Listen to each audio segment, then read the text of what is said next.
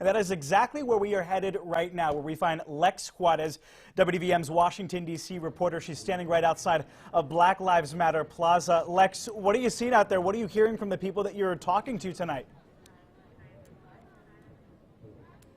Yeah, you can see behind me this crowd here at Black Lives Matter Plaza. They are still going strong, actually growing here by the minute. Now they are having, chants, they're dancing, they're out here just celebrating democracy is actually what they've named this party behind me. Now coming up at 9:30 tonight, Shut Down DC, which is the group that got all of these groups together and made this kind of possible tonight. They're coming down from McPherson Square, which is just up the street, and they're all going to be looking at the results together of this election.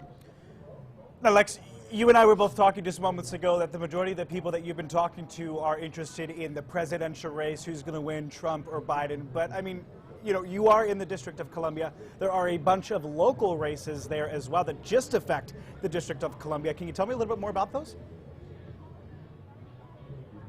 Yeah, exactly. The District of Columbia here, the residents, they had a large ballot no matter what ward they were coming from. You see, they were voting on not only House of Representatives, delegates, senators, they were also voting for several State Board of Education members, Initiative 81, which would reprioritize some of Metropolitan Police Department's priorities, as well as 4 council members and an at-large council race that is on the ballot as well. Tell me more about that at-large council race. I know that there's 2 seats. We'll be reporting on them a little bit more on WDVM News at 10. Tell me a little bit more about them.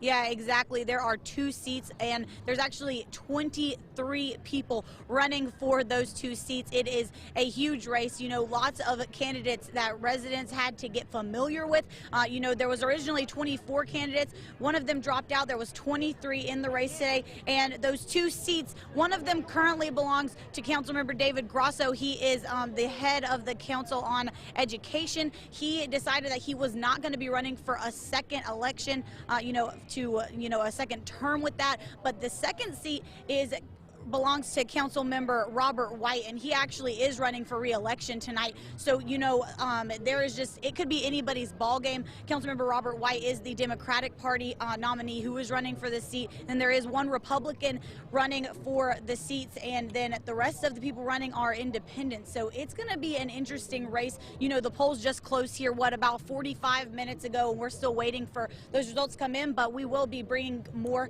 on that, of course, coming up tonight at 10, and then on localdvm.com. Live in Washington, Lex Juarez, WDVM 25.